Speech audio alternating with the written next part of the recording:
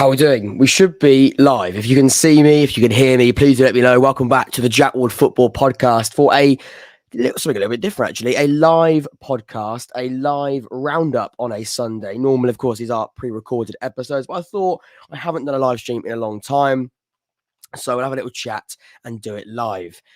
If you can hear and see me, please do make sure you can and get involved in the discussion, because it's going to be an ongoing conversation. It's going to be hopefully a really good discussion, full of conversation, because we have got so much to speak about. We've got so much to talk about.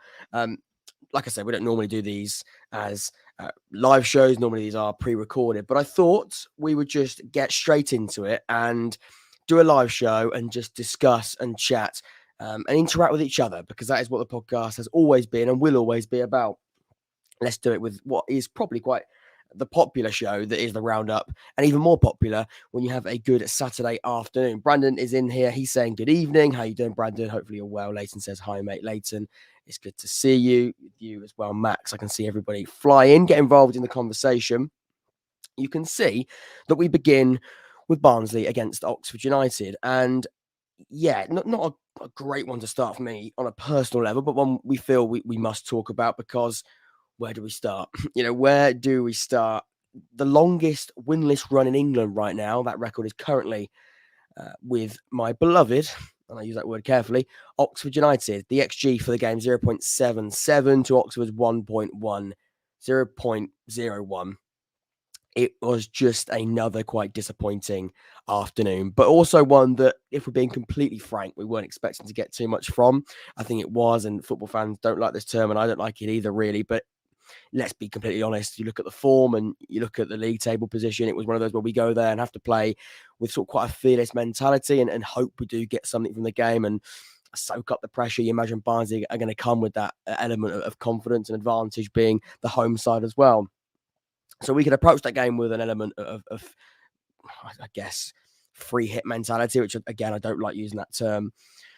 But we went there and Barnsley were just too good for Oxford. And I think that was a pretty strong indication early on. Winless now in 18 games, never looked like changing it during the match. And again, of course, that is a massive problem. And we'll come to the league table in just a second. But where we are right now and the situation when it comes to our lack of goal scoring threat, the results. I mean, like I said, they're the longest unbeaten.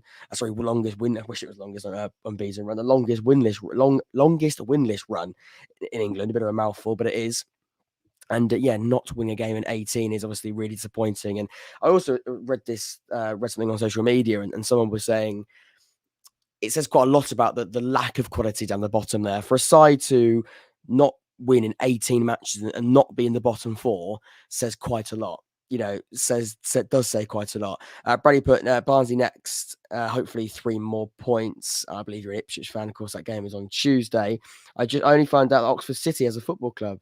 Yes, they do. Oxford have some games which are beatable, Jack. Leighton, you are correct. And we'll come on to those games in just a second, because I think, again, our next 3 are massive. And we knew that this one of the last 4 was going to be the most difficult and most challenging. And I think we did get, shown that in a pretty brutal way. We'll run through the game, because I think that is quite important, and we won't change the way that we approach this roundup and in this game in particular, because there are some interesting talking points I want to touch on. And although we came into this game, the second half, we didn't even turn up, and you can see by looking at the graph in front of you here, the 3 really small spikes. It was just a really quite lackluster performance, but one that we've unfortunately become quite used to. And as a football fan, that's never nice. You don't want to get used to your side not really turning up. In the first half, we had a couple of good chances. One was Gatling O'Donkor in the first sort of 9 minutes of the match, and I've watched it back, and it's quite a painful one to watch back, because it's a really good chance, and you feel as though if that was a striker who was in good form or was in more confidence or playing in a side that do score goals on a regular basis, that one could be hitting the back of the net. But when you look at our final third output in recent weeks, you can see why he's missed that. You don't want to see why he's missed it, but you can see mentally why that doesn't hit the back of the net, because the players are absolutely shot of confidence. There's no belief, no urgency, no quality. And look, let's go to the league table now, actually. Look, we are, by the skin of our teeth, not in that bottom 4. The only reason why we're not in the bottom four is because of goal difference, both on 41 points, ourselves and Morecambe. Of course, they've now got back-to-back wins, and that's a massive concern for us as well. We'll come on to Barnsley, by the way, in just a second, because they definitely do deserve credit. I've got some really interesting topics I want to touch when it comes to Barnsley. But looking at Oxford and their position after this result, it is so tight, it is so close in sides. I know Cambridge have lost their last two, but before that, they were sort of getting some form. And then Morecambe, they weren't so great a couple of weeks ago, and now have won back-to-back games and unbeaten in the last three. So teams below us are winning games, and that's why we're not making ground, really. We've drawn loads of matches in the last couple of weeks, but ultimately, when you lose matches like this and sides do win games, breaking news for you all, 3 points is more than a point. And like I say, it does sound a little bit Michael Owen-esque with that comment, but it is true. We've got to start winning games of football. And to win games of football, you've got to start being less wasteful in front of goal. And right now, the only word you can describe Oxford's final third play is woeful. I think we do deserve to go down. Obviously, with all of my heart, I don't want us to go down. That I don't think I need to say that as a fan of a football club in a relegation battle, but ultimately, the way we're playing right now is really concerning, and you can't visualize a goal. I know we scored against Pompey, but we had 24 shots and we scored a header from a corner. We had so many better chances, and obviously the one that went in, classic Oxford right now, is the one that hits the back of the net, but we'll take it. But when you allow a side like Barnsley to go 1-0 up just before half-time, it's a cliche in football, don't concede just before the break, and we did. Tedic, and we'll come on to him in just a second, I thought he had a fantastic game. But you look at the timing of that goal, it's such a horrible time to score because that team talk completely shifts. Liam Manning's team talk completely shifts at the break, and then he does have to change the way we approach the match because he knows deep down, those players unfortunately know deep down, I think they know too well. That's why we're having such a problem that going 1-0 down is such a disaster because we haven't got we haven't got a comfortable ability to hit the back of the net. We haven't got that clinical, ruthless mentality that other sides do, that when the sides do go 1-0 down, they have that ability to get back into the game, one chance and you're back in it. For Oxford, we need about 24 shots. And in fact, I think it's exactly 24 shots to, like I said, score a chance last week that probably was the less quality of chance or opportunity. So, that is a huge dilemma that we find ourselves in. I want to touch on Tedic because he had a fantastic game, 2 goals on the day, and we are crying out for a striker or somebody that could hit the back of the net like Tedic. I think on loan from Manchester City, he's a fantastic. He almost just did play as a poacher in the game yesterday. The first goal in particular is definitely an example of a poacher's finish and somebody that's darted in the near post, a cross in from Phillips. Who had also had a really good game as well, to assist. He had 3 key passes, Phillips as well. I thought he was absolutely brilliant in that midfield. Him, Connell and Kane, that quite accustomed midfield 3 for Barnsley this season, especially the successful one under Michael Duff since it all kicked off when he joined in the summer. I think those 3 have been fantastic.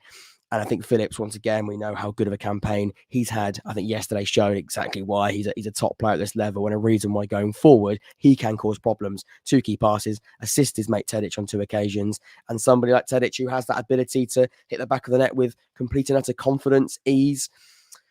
It's like, it sounds obvious. It does sound really, really silly, but you're crying out for somebody that can just hit the back of the net without having to try, and I know he did have to try in some instance, but Tedic was just lurking at the front post. A ball comes in, one touch, almost like a flick, and before you know it, Eastwood can't see it. It's in the back of the net. It's that type of finish. It's a really good move, and it's a move by a side that have got clear patterns of play. I think going forward, I think defensively our patterns of play are fairly strong, and since Liam Manning has come through the door, no, speaking after a 2-0 defeat probably isn't the best way of looking at it, but we have seen in the last couple of weeks, and really since Manning joined the football club, that defensively we do look stronger and we do look much tighter and more difficult to beat. Yesterday, not a brilliant example of that.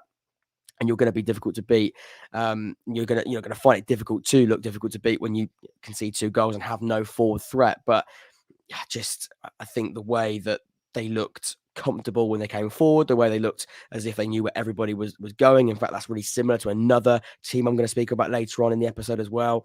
So a side that ultimately have got a rhythm, and a really strong rhythm, and one that can't be broken, and are making it really difficult for opposition to break it. And that's where Barnsley are right now. They're playing with such confidence, such freedom in a sense.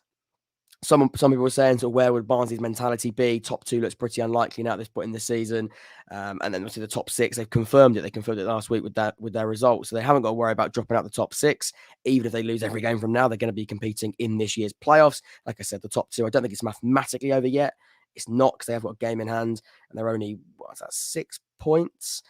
So it's very, very close either way. And I don't see the teams above them, the three teams above them, dropping any points really till the end of the season. Maybe one side or two sides, a couple here and there, but I don't see it. I think Barnsley are pretty safe where they are. I think they probably will be finishing fourth this year, if I'm being totally honest, which would be, of course, like I said, a playoff campaign for them to look forward to. Where will their mentality be? They're not pushing for so much and they're not, chasing anything. So that is maybe a strange feeling. Is it on the beach in a more cliche football way? I'm not entirely sure. Clearly it wasn't. I think they did take their foot off the gas in the second half, but that's because we didn't even come forward in the first half. I read on Twitter somebody that went to the game. I wasn't at the game yesterday, but I did watch it, and someone was sort of speaking about Oxford and describing the performance as a side that fizzled away without ever beginning to fizzle. And that is a huge problem and a quite disturbing way of looking at the way that we are performing right now and we are approaching games of football. To not look like we're going to get into the game and progressively get worse through it. I think he said that the fans and the amazing away support that we have, we're not one of the biggest football clubs in Sky Bet League One. We're fully aware of that. However, the away support and the travelling support is good. We have got a really, really good track record of making a noise in the away end. And we had a fantastic bunch of fans go to the Barnsley game yesterday, as we always do. And they said they were utterly exhausted by how bad we were and how little we created and did, really, in the most brutal and less analytical way across the 90 minutes. And that is just unacceptable. The way that we came out in that second half, there was no belief. I know Liam Manning said it, but he is, I feel sorry for Liam Manning, by the way. I think he's dealing with a really, really difficult bunch of players that are shot of confidence. No belief, no urgency. You put that together, you're going to be in deep, deep trouble. Final thing, average positions, because I think we've touched on the league table sort of enough to sort of not round up on that. In fact, we'll just round up on these average positions here. You can clearly see the structure from Barnsley there. You don't need to tell me what formation they're playing. I can look at those average positions and know the players are where they are. And when we speak about being intelligent and being instinctive, the patterns of play going forward, especially, they know exactly where every player is going to be, because the formation that they set up with, it's exactly how it looks on the pitch from the average positions here. You can see the width from the fullbacks. You can see how close Tedic and Cole are up front. They're really, really tight with each other. They trust Connell, number 48, to pretty much dictate the entire game with the entire pitch. He doesn't need to be sat with somebody. He doesn't need Phillips to sit behind him or with him. Phillips can get forward. He can be the more creative player. And you can see 2 key passes for Phillips in the game. That's because he's playing in a more advanced role. They trust Luke Connell to play in a deeper and less advanced position when you look at the other 3 in midfield. They've got a really good balance there with the 3 midfielders. Connell, Kane, a bit more of a deep line playmaker, and then Phillips, slightly more advanced, almost playing as a Mazzala, really, sort of drifting out wide, and so the attacking wide midfielder in a 3 with that really solid but quite narrow, tight 2 up top. And that's how Barnsley looked, and that's how they played. And that's why when I say they came forward with a sense of confidence and just intelligence, that's why, because they know where everybody is at all times. Oxford, I mean, look at it. That's like, pick it up, throw it on the screen, and just see where they land. That is what that looks like. It is completely and utterly disorganized. It's a side screaming of desperation in some way. I mean, number 22, Joseph, is nearly in line with our fullback. He's meant to be the wide player. We were pinned back on so many occasions because Barnsley played quite high, played and used the width in good time and in good spaces, and pinned our players back because Joseph has to come in and work and help his fullback Kieran Brown out. But it does then stop any kind of outlet. Goodwin was the furthest player forward through the game. Donker came off, obviously, in quite early on, actually. Quite a disappointing injury for him to pick up, because we've now only got one recognised striker at the football club, and he's Tyler Smith, who wasn't in the matchday squad yesterday. So that is that. Look, to round up before we get to the other games, the more interesting games maybe on my part. It's sad, it's depressing, and I am, a little bit ready for the season to end in the most honest way possible. But we'll have to wait and see. I think it's going to be, as always, a pretty blockbuster end to the season? Is it going to be is it going to be maybe the blockbuster end to the season that I'm looking for? Potentially not. And that is sort of where we're at the moment when it comes to Sky Bet League One. Let's come to some of your comments then, because I've been rambling on and you've been brilliant and just bringing your thoughts to the table. And we have got quite a few to catch up on. 144 people watching right now. Please do, if you're watching this, you can just leave a like. That would be incredible. It's free to do so. Please make sure you leave a like. I fancy Barnsley in the playoffs, says Sophie Garner. You tell you what, Sophie, we speak a lot about teams going into playoff campaigns with form and with confidence. I think Barnsley are really, really quite ticking that box. Going into a playoff campaign, knowing that you are not having to not look very far for a win. I think that's really important, going in there with a winning mentality. And then also, they didn't have to really try in the second half. They could win the game, score a second goal, kill it off, and then just take the foot off the gas and know that Oxford, they're not going to cause us any problems. They might have a couple of shots, but they'll be flying probably into their own back garden. And then we can just allow a little bit of pressure if we need to. Not that they really did that, but they were just sort of killing the game and sort of nullify it a little bit and just keep it really quiet. And that's exactly what they needed to do and did do. And yeah, it's just the way that it is. Let's have a little look. Would Barnsley throw the game against Ipswich just to try and play a weaker team for the playoffs? Wednesday or Plymouth? Probably not. No, definitely not, because I wouldn't say that. Definitely. I feel as though, like I just said there, going in there with a winning mentality is important. Yes, fitness. To be honest with you, they went into that game yesterday in that second half pretty much playing like they were, they'd already won it. And that says just quite a lot about it. If Bolton Wanderers win on Tuesday night, I seriously think that we only need to pick up a point on Saturday for that should be part of a playoff place, and they should be secured, says Nicky 30 fan. Liam Manning ain't that guy, says all at Talbot. Well, I do like Liam Manning. I think he is working with a really, really quite difficult, like I said, short of confidence group of players, and that's never easy. And for that, I really sympathise with him. The proof's going to be in the pudding next season. I just hope the next season is going to be the season where we stay and are in Sky Bet League One, because if we're having to rebuild with Liam Manning in League Two, that completely changes it, and it makes me feel ill just thinking about it, to be quite honest with you.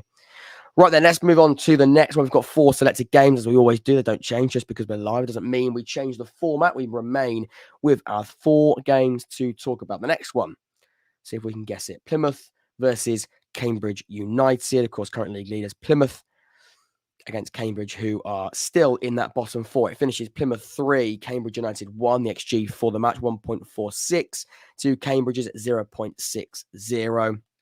A professional performance and result from Plymouth. 92 points now for Stephen Schumacher's side, but still not top. Still not automatically up. They are still top of the table, but automatically not in the championship. That is incredible. I think this season has been quite open around the playoff places. The relegation battle is still, so much. There's still much jeopardy, I think, involved with the bottom half of the table and the playoffs. And like I said, the top 3 race is also completely and utterly fascinating. But the quality at the top end, the points tallies are incredible. 92 points, and to not be already in the championship and automatically promoted is fantastic. I know there's only 3 or 4 games left, depending on which side you are. But even still, to 92 points, how many wins have they got? Quite a few, 28 from 43. And to have that kind of points tally says so much about the league, and also how good Plymouth have been. I think a lot of people have maybe not been as... I think a lot of people in recent weeks have been speaking about Ipswich, and so they should. I've been one of those thinking, wow, this is a cracking side, and we'll come on to them because yesterday they showed once again that they are that. But Plymouth to stay top spot and not get caught with the sides of Wednesday and Ipswich chasing them, that's why it's fascinating. That's why it's so good. And I know title is maybe not what people are looking for. It's about promotion. Ultimately, that is the title is the bonus. Ultimately, let's be completely frank with it. But even still, I think we can see that we've got some fantastic top quality sides, and sides that could easily have won the league last season when it comes to respective tallies. But this year, because it is so interesting, so much can happen, so much can change, and sides can be in it one week and out of it the next week. You can see the graph in front of you here. I think they dealt with Cambridge and they dealt with the problems of Cambridge really well.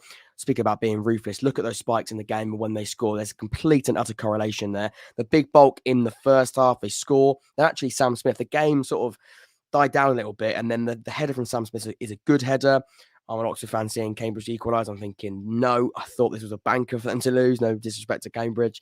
But they did. They got a goal back. And I think Plymouth, the way that they dealt with that is why they really, really could win the league and why I think they will go up automatically. And actually, my recent prediction, I said they would automatically go up because they have dealt with difficult moments in games that can easily throw a side off. At the business end, when the pressure is at its highest, at its hottest, if you like, conceding a goal at 1-1, losing a little bit of the momentum of the match and the steam maybe going out of it a little bit, to then come back in the second half and that reaction in the second half, in that response is just fantastic. I just think every time they came forward in that second half, it felt like they scored. The last sort of 20 minutes or so, nothing really happened. Cambridge sort of tried to sort of get something from the game, but couldn't. But Plymouth, when they came forward in that second half, they were fantastic and just kept on going, kept on pushing. The goals, if we sort of break them down and sort of we have a little look at how they came about and when they came about. Callum Wright, the first one, is again a prime example. I've written down here on my notes, and I spoke about in the last one, Barnsley, and how the movements are so quick and look so good and easy on the eye. And that's because it is so easy for them. Of course, it's fantastic. I'm not saying it's easy, actually. I'm just saying it is. They're making it more easy because of the situations they get themselves in and because of how comfortable and how the patterns of play are like bread and butter. They know exactly where every player is going to be. It's intelligent. It's intricate. It's a side that know what's going on at all times. And that, of course, is a massive, massive bonus. And while they are top of the table, because they've got such an element of quality and structure and identity. You have a little look at the average positions here. I mean, that just shows that, doesn't it? Similar to Barnsley, that the top sides, and there's no coincidence that the top sides have got a clear identity and structure, and they dominate the game.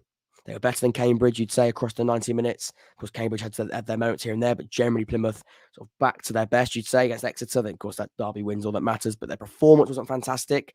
Of course, that Bolton one at Wembley in the Papa John's Trophy final was a really poor performance, but this is back to the Plymouth that we've seen. This is the reason why Plymouth are top of the league, and this is the reason why they can't be caught, because you look at the way they've set up there.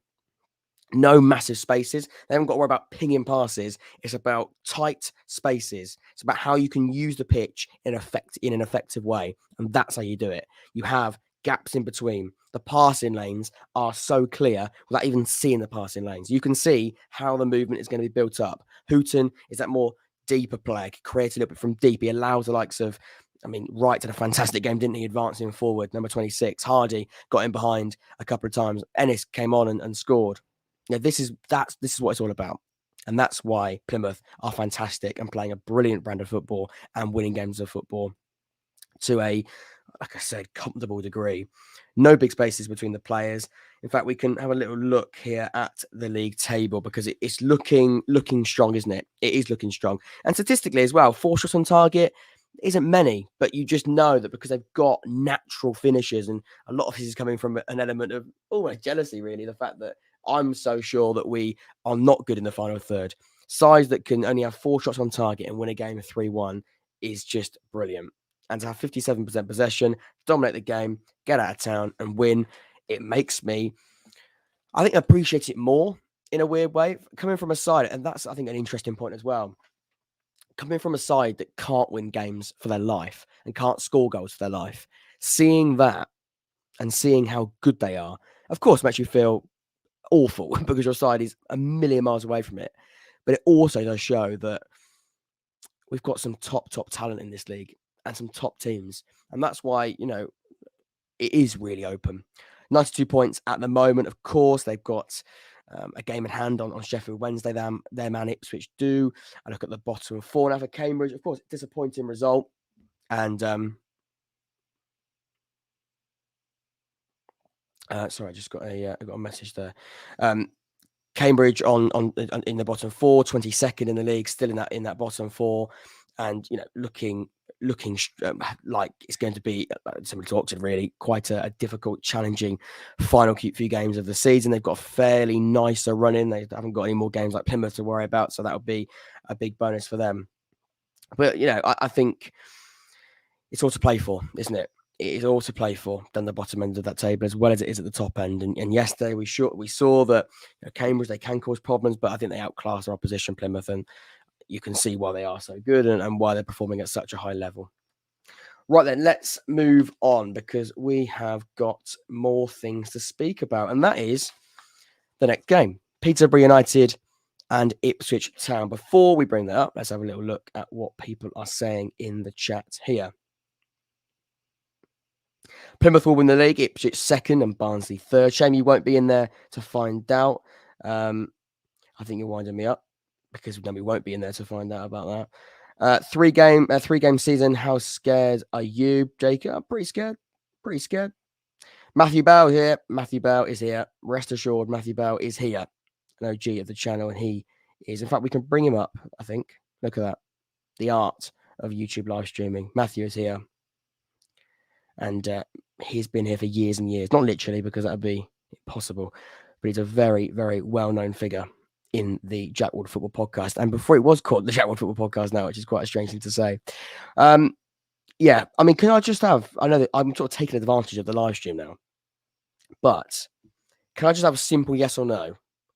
Will Oxford stay in the league? I know we've touched on Oxford. We've just touched on Cambridge. And that sort of reminded me. Will we stay in the league? Simple. Yes or no?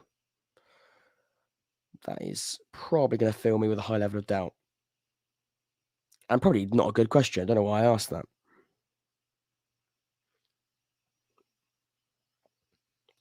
Right then, let's go to the next one. Have we got a couple of responses? We've got, wow. Okay. Mixed.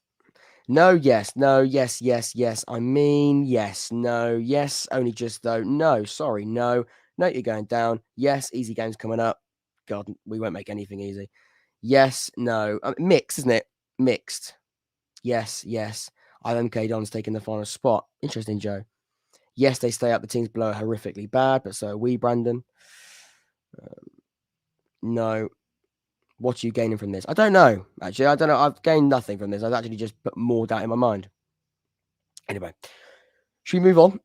Let's go to Peterborough versus Ipswich Town. The final score, Ipswich 3, Peterborough United near the XG for the match, 0.97 to 0.96. But actually, quite weird, actually. We speak about XG quite a lot on expected goals, and sometimes, and I got quite a funny comment, a classic football fan comment that isn't maybe too keen on statistics. Football's not played on XG. It's played on and with proper goals. And that is true. But this is an example where XG doesn't really paint a picture. Somehow Peterborough, when they came forward, had more expected goals. They lost the game 3-0, and I'd say Ipswich were by far the better side in this match. They're on a different planet right now. They're on a different planet. They're still not top of the table, which says, like I said, a lot about Plymouth. But going forward, yesterday, masterclass. At the back, yesterday, masterclass. Just on another level, outclassing Peterborough United.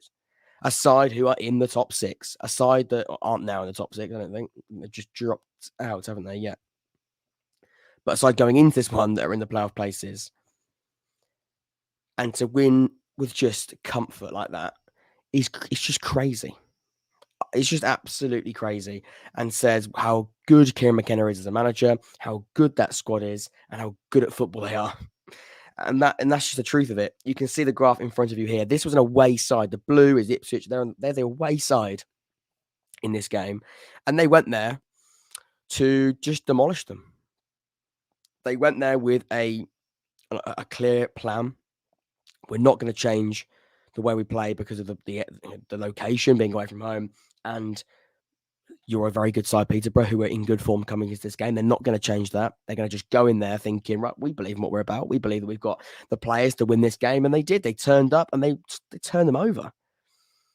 Scoreline reflects that. Yeah, Peterborough had their moments, but generally there's more blue on that than there is green, and they just nearly scored with every single spike. You can see the biggest spikes in all of those areas are where the Tractor Boys scored a goal. And that is just what a side with just, it's confidence, isn't it? It's confidence, it's momentum, it's rhythm, it's all of those things. It's about just believing in the fact that They've got an incredible run behind them. It's going to incredibly continue because they can go to these places and not be feared. And why would you be feared when you've got the type of talent you can see on this screen right now? To a man, they were brilliant, Ipswich. Walton in goal might not get the credit he deserves, but I think he made some really important saves in the game because the goalkeeper in a 3-0 win doesn't necessarily get all of that credit. You can see 4 saves, 3 saves from inside the box. I mean, goalkeeping statistics don't always paint a great picture because there's not much to look at them. I think you've got to actually look at the chances and the moments where Peterborough did come forward. That's where the XG is quite significant because Peterborough did come and have chances that Walton did save well. So that is definitely a pointer. And then you look at the entire team through all of that. They dealt with everything defensively. Look at that back four. Maybe Clark didn't have the best of games, doesn't look like, but across the back four, they were strong. They sort of moved away from this back three. I think more, out of possession, then they can sort of transfer into a back five. But even still, Peterborough decided to change their formation to a back three or a back five. I mean, the back five backfired, didn't it? Because you don't do that. Do not change it. Don't change your system. They've been sort of going the 4-4-2 and the 4-2-3-1 in the last couple of weeks, but for some reason they went with the back five. I guess maybe add a defensive number in there, but I don't know why you do that. I think at home in a game like this, at this point in the season, on the back of some good results, some iffy ones. I know Cambridge was quite recent, but you still feel as though they've got an opportunity to be competitive, even though Ipswich are so good. To change a formation like that, weird from Darren Ferguson. I don't quite get why he did it. I guess defensively, adding more bodies, but even still, it seems strange. Let's have a look at the average positions, because once again, a lot to talk about when we look at these average positions. Peterborough, again, similar to Oxford in a strange way, just sort of scattered. And then poor number 10 here, which I believe is Mason Clark. Yeah, it is Mason Clark. It's just playing really, really alone. And he's really, really high up, really advanced. If you're not going to get the ball to him, they're compact and sat back, and they're just trying to play on the break. That's what they're trying to do. They're trying to play on the break, accepting the fact they're not going to have more of the ball, that being the home side, they're not going to even being the home side, they're not going to dominate the ball and have the majority of possession and chances. So if we can play quite compact, play quite deep, even as the home side, have that number 10 as the outlet is our only opportunity. Didn't work because they never got the ball to him, really. But you can see the thinking behind it. And again, they're forced into it. Ipswich forced them to be in that position where they couldn't get out. Let's come to town, because look at that. Talk about attacking and quality of football. That is pretty much a 3-5-2. The three there, and then the fullbacks, which isn't meant to be a fullback. Number 34, who is Harry Clark, who played in the back five, played in the back four, but at right back, then tucking to be a centre back. And then number 7 here, Wes Burns, is playing as a winger. So they are creating a back three. And this is something that under Kieran McKenna, they love to do, because when you're on top and when they go for games, they try and suffocate the opposition. That's the formation they play, because they know they can just squeeze everybody so high up. Look at the back three, the number 15, number 6, number 34. That is actually a left centre-back, a right centre-back, and a right back. They tuck in possession to play a back three and play quite a narrow back three in a weird way, and then just allow everybody else to come forward. Trust the work rate of Wes Burns and of Nathan Broadhead in some way, but Leif Davis more. And Broadhead's almost playing as a striker in this game. It's actually Leif Davis, you can see here, number 3. Trust them to come back, because they will come back. They've got that ability. They've got that work rate. They've got that desire to win it back. But when they don't need to, but when they're, they are on top, they don't need to come back a lot of the time, because the ball's in, with them. It's at their feet, so they can just stay high and wide. And that is a 3-5. That's a 3-2-5. Once again, a really strong Liongu and Sam Morsey partnership. Again, they've controlled everything in the middle. Then you've got Davies, who controls everything on the left. Burns on the right. Connor Chaplin sort of free roam behind the striker, sort of playing his quite judicial number 10, but again, a little bit of free roam. And then almost a two up front. It's actually, you could also see it as a 3-4-2. Is that right? No, 3-5-2. Is that what I said? 3. No, I'd say it's a 3. Yeah, 3-5-2. Definitely not the one before that, because that wouldn't be 11 players. So they're a 3-5-2 or a 3-2-5. You can sort of see where they've gone with that. Very, very attacking, very forward thinking. I actually want to come to your thoughts on this.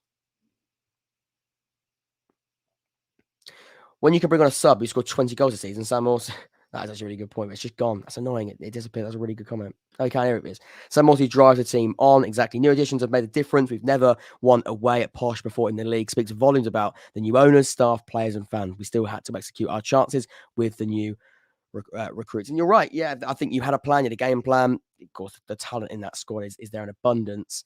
If Town play like that, they played at London Road, Barnsley won't get anything from the game. Barnsley Barnsley impressed me yesterday. That's because I think a carton of orange juice probably would have impressed me yesterday on a football pitch against Oxford. But I think I know what you mean. I think they don't worry about who they're playing. Have I missed the Oxford breakdown, Reece? You have missed it. Yeah. It's before this one. No, is it two before? It's two before this one, actually. It's the first bit. You can go back and watch it or watch it at the end. I'll put timestamps at the end. MK on to go. Oxford will survive. It's not relevant, thankfully, right now with what I'm speaking about, but it's a nice read. Clark had a good game. Just came off fairly early to save him with Barnsley, so rating might not be as good. Yeah, I think that might. Yeah, again, I don't know what the situation is. Social score ratings can be a little bit off, so I wouldn't worry about that too much. But I know, even so, good game, bad game, off or on, anybody can fit in that role really well, and they did. They bring on who did they bring on? Is it Donish? How do you say his name? Donikian? Donishan, whatever his name is.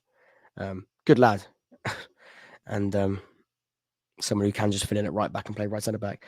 Silver score ratings are a mare. Morsey was the best player on the pitch. Ignore them, mate. MJ, ignore them. And that's why I don't look at that. That's why I don't say he's good because he got a good rating. That's why That's why I think it's always good to look deeper into the games. Joanne Charlton, thank you very much for your super chat. You really didn't have to do that. I'll read your comment out and definitely answer your question. We are Lee Burns' Red Army, basically, as a neutral. Who do you think is actually good enough for promotion next season in the Charlton squad? I'll read that again. As a neutral, who do you think is actually good enough for promotion next season in the Charlton squad? Dobson comes to mind. Sophie, yeah, I know. Sorry, Joanne, I'll just come back to Sophie's chat here. I know. Yeah, it's the pronunciation. That's the problem I've got. But as you know, pronunciation, if you've been watching the podcast for a long time, pronunciation is always a bit of a problem. Never been a strong point. I know who it is. I know what he's like. I know what he can do. Just the name, can't say it. Donishan, not a clue. Joan, who do I think? Dobson would be in there, I think. Which is, he was a really, really good midfielder. I'm just going to bring up and make. So, I mean, it's hard. Raksaki, but I don't think he'll be back on loan next season. So you would say him, but I don't think he'll come back. I think he probably will be in the Championship next season. Donasian. Max, you're a legend. Donasian. Amazing. Well, we've learned something, haven't we? Donasian. Lovely. That is good. We know he is. We're all fine. Just call him JD. That's good, because it's is it Jonathan? I could be. I've put a bombshell there. It is Jonathan. It's not Jonathan. Try again later, Jack. JD is a nickname. Well, we'll go with that.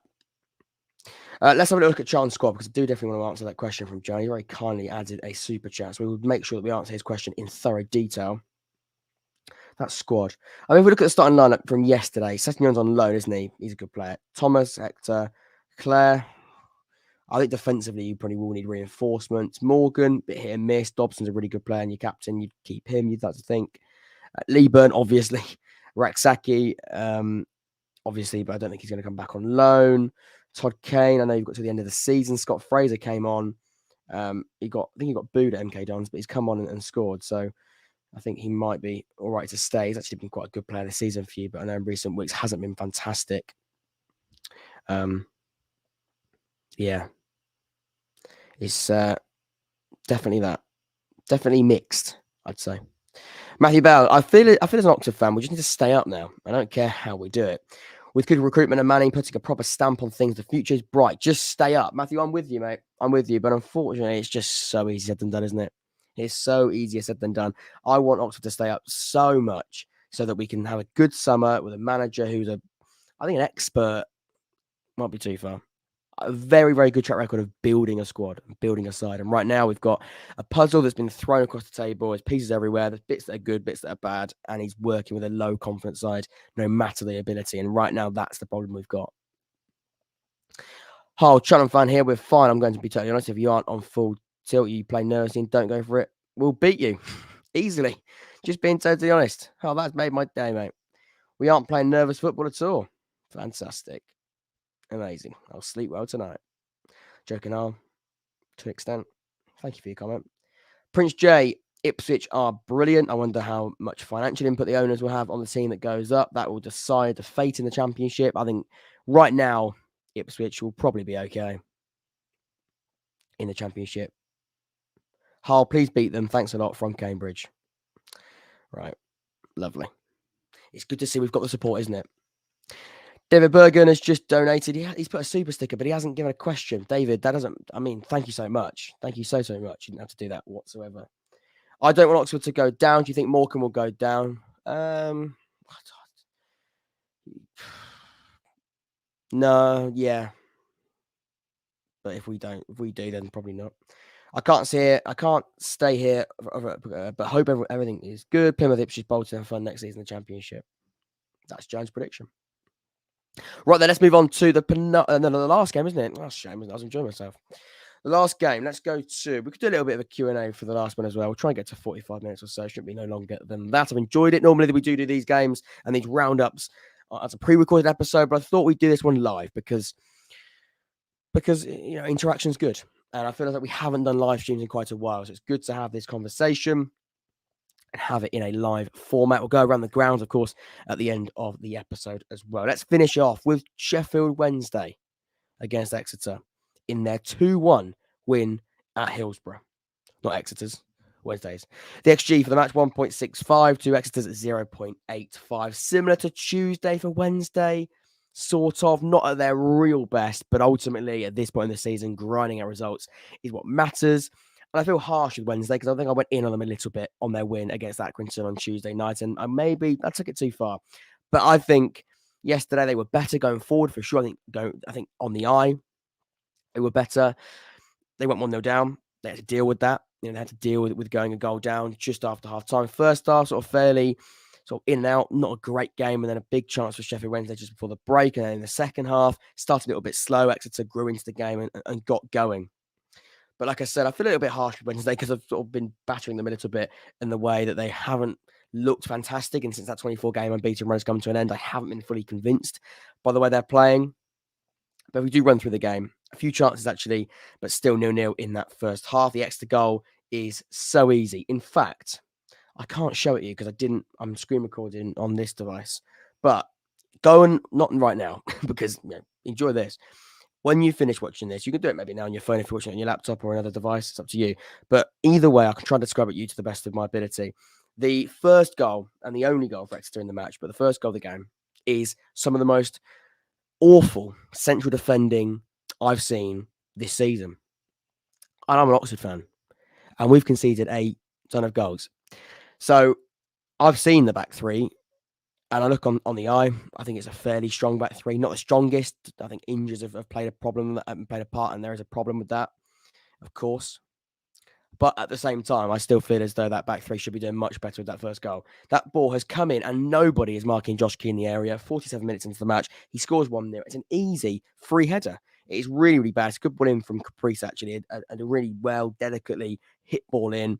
Josh Key gets the end of it. But the fact that no defender was marking him and allowed him that much room in the penalty area is not good enough. It's really, really poor. Having said that, I've just said sorry for Wednesday for going into them. I will give them credit now because they did fight back. They did look better.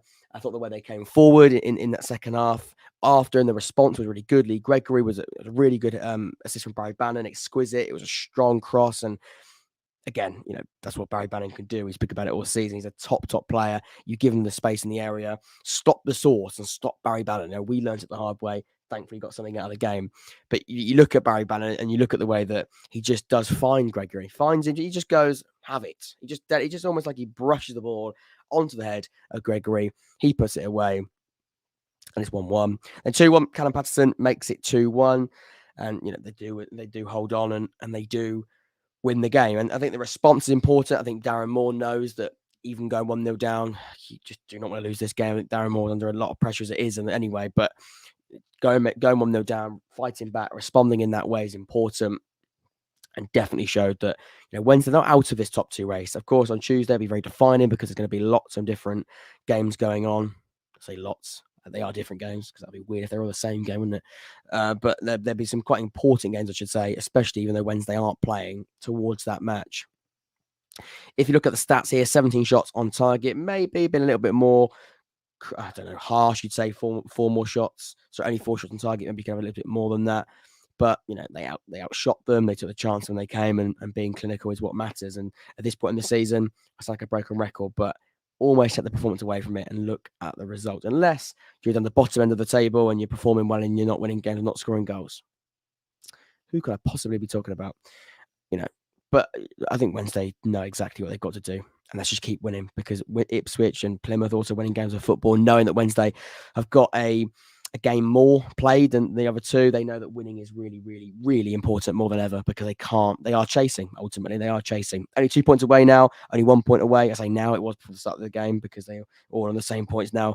Well, same amount. What's the way of putting it? It's late at night on a Sunday. I'm tired. The gap doesn't change because they've all won. That was fairly simple. I don't know how I struggled on that. But you can see that I think Wednesday grinding results out. It's now actually 2 wins from the last 2. And again, you're chasing some top opposition that can't stop winning. So it's not going to be easy. But I thought yesterday, job done. Not the best job in the world, but it's job done. And I think that is ultimately what matters most. Right then, let's have a little look at what we've got over on these amazing chats that you are firing in. Do you think Bannon will go if Wednesday failed to go up? I don't think so. I think Bannon's probably there for life now. I think, even though I think he could play in the champion, I think he definitely could play in the championship. I don't think, I think it is fairly safe for him Wednesday. What we got here? Great show, Jack. Hopefully, promotion party at Portman Road next Saturday. Of course, that's important to say as well. Next weekend, we could have our first set of promoted teams. In fact, quite likely. The board have all budgeted millions. That is a Rax Max Ipswich fan. If you stay up or stay down, this was brought up in the last AGM last month. I like the live chat too. Yeah, I'm a tractor boy. I really don't. I can't stay. He's leaving. Amazing. Bolton to finish 5th and win the playoffs. After leaving Portman Road in 19 minutes, a revenge of the Cards next season. If we go up, watch out, yellow and green. Carrow Road, not Portman Road. There we go. Right, then let's round up by going around the grounds, because we have got to go around the grounds as we always do, and discuss the other match. We've touched quite deep into the 4 games, but we can touch around the grounds and discuss the other games that were all kicked off yesterday at 3 o'clock in Sky Bet League 1. We can see here. Derby got the job done against Burton Albion, 1-0 in that one, dominant across the match. Burton struggled to create anything. Derby should have definitely scored more, had the chances to score more, but most importantly at this stage in the season, got those 3 points. Pompey 1, Accrington 0. You can see there, not a massive set of spikes for Pompey, no great chances. Was it a great game of football? Not really. Accrington could have got something later on in the match, but either way, Pompey and John Massinho get back to winning ways after a lot of draws in the last couple of weeks. Bolton 1, Shrewsbury 0. Again, similar to actually Derby, definitely on top, definitely better than Shrewsbury. Dominant display, but killing the game off, getting that second goal was not there. And that, again, will come back to bite them on the backside eventually, or will it? Because the season is nearly over. Wycombe 0, Lincoln City 2. Disappointing. I don't get this Bloomfield strange Wycombe thing right now. They're not the same Wycombe. They're not the same Wycombe at all. They were on top, but didn't have that edge to score a goal. They conceded 2. They lost it comfortably in the end. But again, they did have moments. They did have chances, but they're not good enough in the third. This matters. And that's the goal scoring third.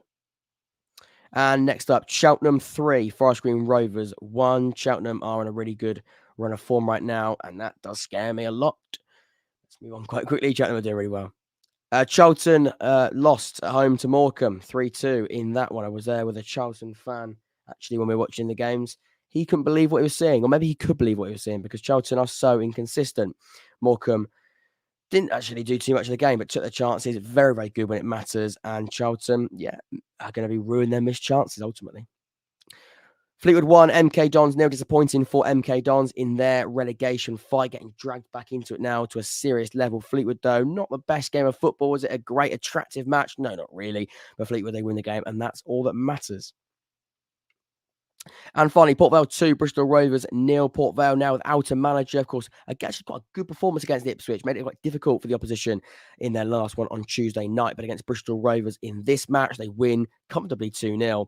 And no manager bounce, Darryl Clark leaving. There's a real tune from Port Vale at the moment. Right then, let's round up by saying goodbye. And I think it's been a really quite fantastic and enjoyable night here going through the games. As Ipswich are going up automatically, I fancy Bolton's chances are high as we can't be cheated against Portman Road. If MK Dons go down, the damage to do us will take us years to recover. I genuinely believe relegation for us will be catastrophic. Away the lads, says Football Clips. Yeah, that is a Newcastle fan who had a very, very good day today. 100% you'll find it hard if someone comes in for him, replacement for someone like him. Who's him? Do we know what about? Maybe we don't know what about. Whoever it is, replacement's going to be ours. Not quite sure what we're talking about. Bolton are going up, says Josh, centre midfielder. Right, let's round up by saying goodbye. Let's have a good rest of your Sunday. I've been Jack. This has been the Young Fan Podcast. We've got 130 people watching right now. If you haven't left a like, please do that. That'd be much appreciated. We are currently on, how many likes? It's how many likes we've got? 7. No, that's not the right video. I don't know how many likes we've got, actually. I know that we've got 6 subscribers now, which is really good.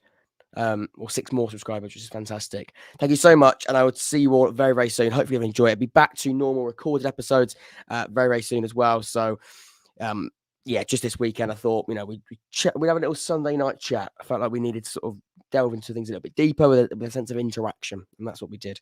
Until next time, I've been Jack. This has been the Young Fan Podcast. Take care, stay safe, and I'll see you all very, very soon. See you in a bit.